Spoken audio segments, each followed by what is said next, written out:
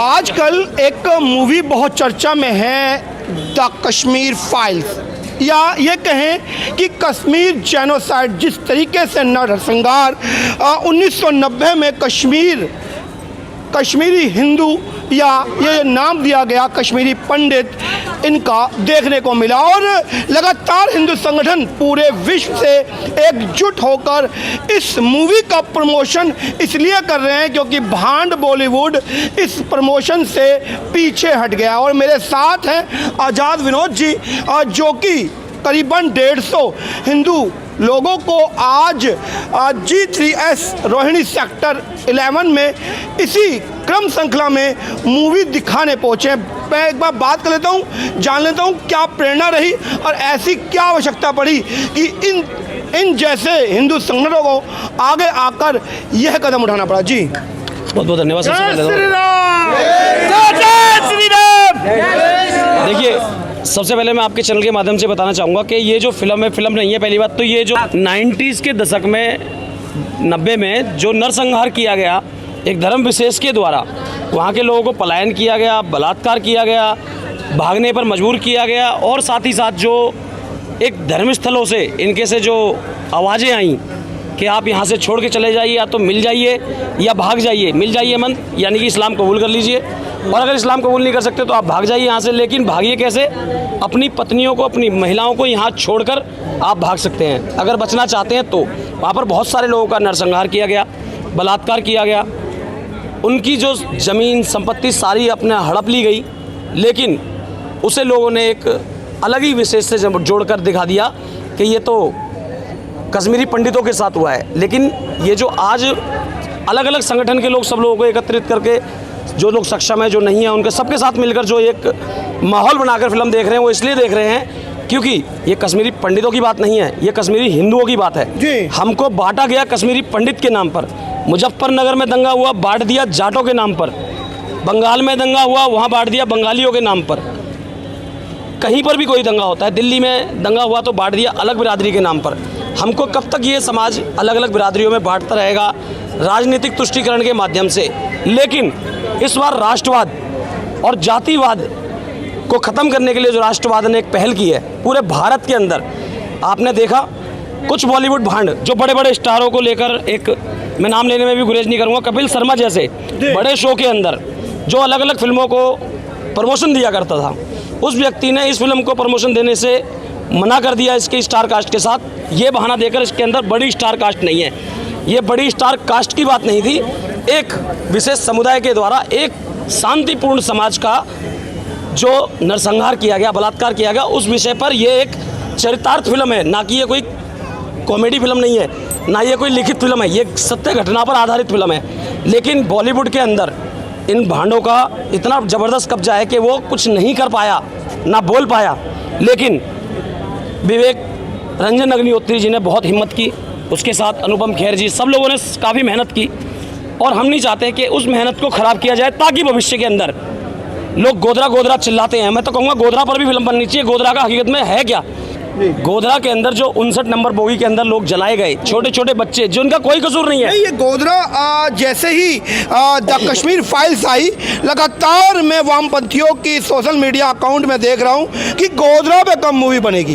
तो गोधरा को इस मूवी के बाद याद करना भी कहीं ना कहीं निशाना साधना है कि अब भी मानसिकता वही है कि साहब जो किया जा रहा है वो ठीक किया जा रहा है। हकीकत में जिस दिन गोधरा की खबर आएगी ना, और जिस दिन गोधरा पर जो असली फिल्म बनेगी, उस दिन चौंक जाएंगे लोग। राम लला के दर्शन करके लोग लौट रहे हैं अपने बच्चों के साथ वापस गोधरा गुजरात के लिए, और उन लोगों का कसूर सिर्फ इतना कि वो लोग उस समय आ रहे हैं राम राम करते हुए, और उन लोगों की बोगी में बाकायदा प्लान के साथ वहाँ पर गाड़ी में आग लगा दी जाती है पूरी बोगी के अंदर, जिसमें छोटे छोटे बच्चे जल जाते हैं। उनका क्या कसूर है? पूरे विश्व के अंदर मैं आपके चैनल के माध्यम से पूरा चैलेंज के साथ बोलता हूँ, एक भी जगह से अगर कोई बता दे मेरे को कि हिंदुओं ने किसी अपने पड़ोसी को, तो बहुत दूर की बात है अपने किराएदार को भी अगर धमका के भगाया हो, मैं भाई साहब जो आप बोलोगे ना वो करने के लिए तैयार हूँ। आपके चैनल के माध्यम से मैं पूरा चैलेंज के साथ बोलता हूँ, हिंदू समाज ने आज तक सिर्फ राष्ट्र में, पड़ोस में, मोहल्ले में, घर में शांति बनी रहे इसके लिए पलायन तो किया है, लेकिन कभी किसी का पलायन नहीं करवाया।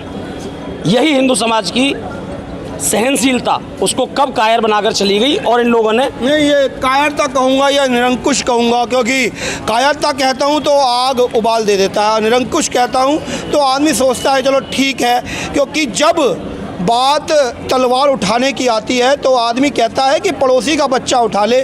मैं भी यदि आज 4 साल के बच्चे के साथ यहाँ पहुँचा हूँ तो कहीं ना कहीं मेरे को भी ये लगता है कि मेरा बच्चा तलवार ना उठाए।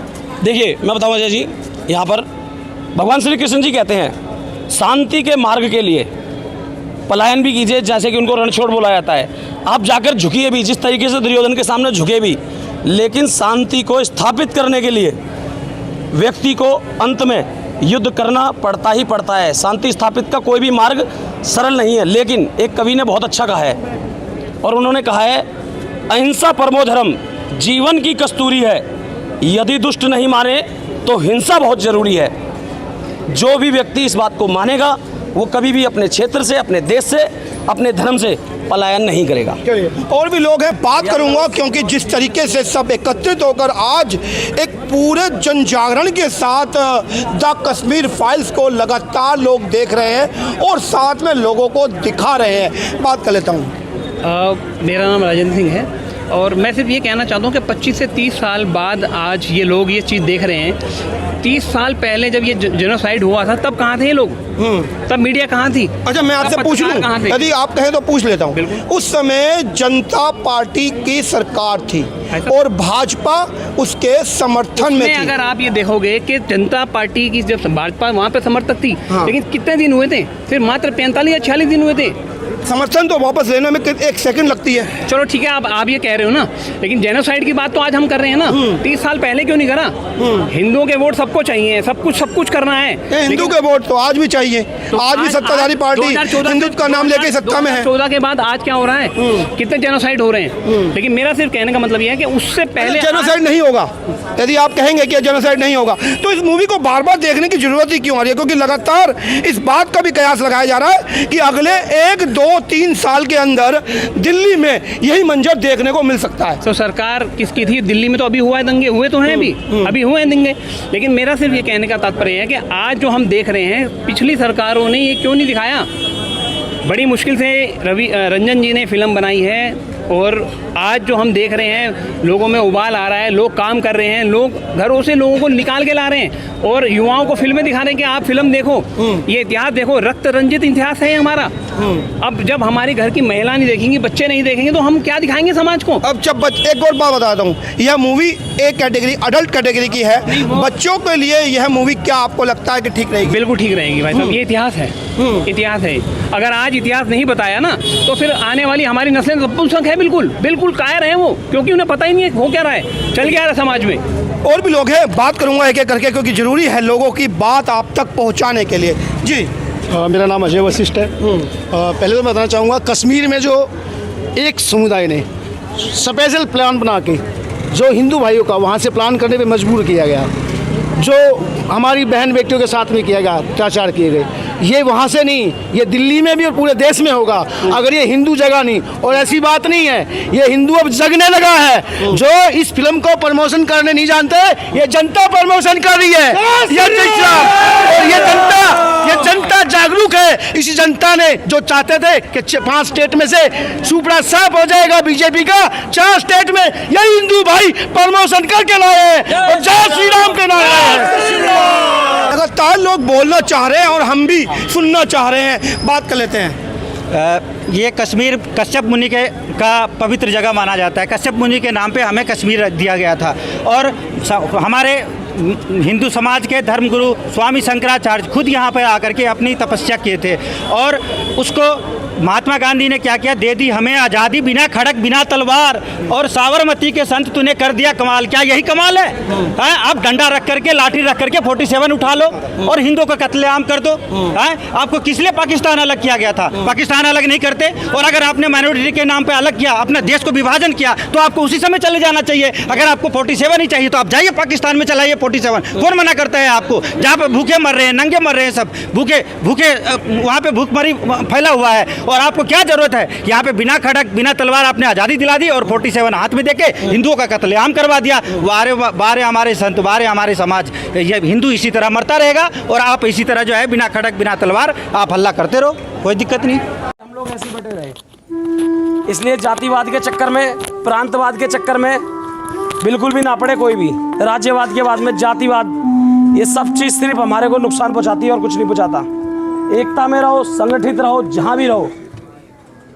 इस फिल्म को मात्र 0.5% सच दिखाया है। ये फिल्म का कुछ भी हिस्सा नहीं है हकीकत में। यहाँ पर जो लोग बैठे होंगे ना कश्मीरी पंडित, उन्हें पता होगा, जो बुजुर्ग होंगे हमारे, कोई है तो पूछिए। लेकिन मैं फिर भी बोलना चाहूँगा, ये हमारा भूतकाल था, लेकिन अगर इन लोगों को नहीं समझा आप लोगों ने तो ये भविष्य होगा।